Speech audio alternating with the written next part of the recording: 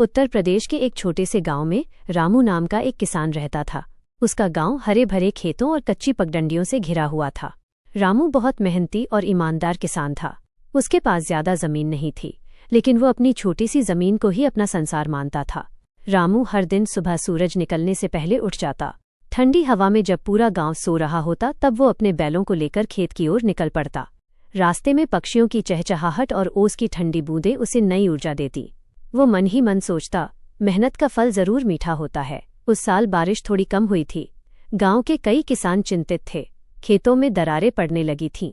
रामू भी परेशान था, क्योंकि उसकी फसल पर ही उसके परिवार की रोजी रोटी निर्भर थी।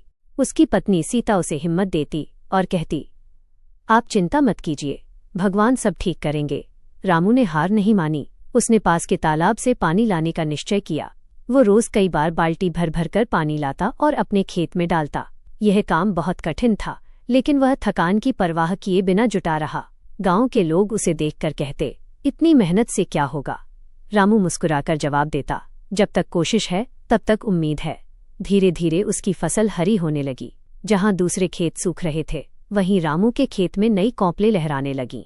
यह देखकर गांव वाले हैरान थे। कुछ लोगों ने उससे पानी लाने का तरीका पूछा। रामू ने सबको अपना उपाय बताया और कहा, अगर हम सब मिलकर काम करें तो मुश्किलें आसान हो जाती हैं। गांव के लोगों ने मिलकर एक छोटी नहर बनाने का फैसला किया, ताकि तालाब का पानी खेतों तक पहुंच सके। सबने मिलकर मेहनत की। कुछ ही दिनों में नहर बनकर तैयार हो गई। अब पूरे गांव के खेतों में पानी पहुंचने लगा। कुछ महीनों बाद फसल पककर तैयार हो गई। सुनहरे गेहूं की बालियां हवा में झूम रही थीं। रामू के चेहरे पर संतोष की मुस्कान थी। उसकी मेहनत रंग लाई थी। गांव में इस बार अच्छी पैदावार हुई। फसल बेचने के बाद रामू ने अपने बच्चों की पढ़ाई के लिए पैसे बचाए। उसने सोचा, मेरे बच्चे पढ़ लिख कर बड़ा आदमी बने, लेकिन अपनी मिट्टी को कभी न भूले।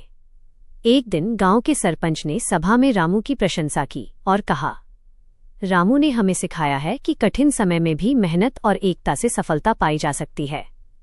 रामू ने विनम्रता से कहा, मैंने तो बस अपना कर्तव्य निभाया है। असली ताकत हमारी एकता और मेहनत में है। उस दिन से गांव के लोग उसे केवल किसान नहीं बल्कि प्रेरणा मानने लगे।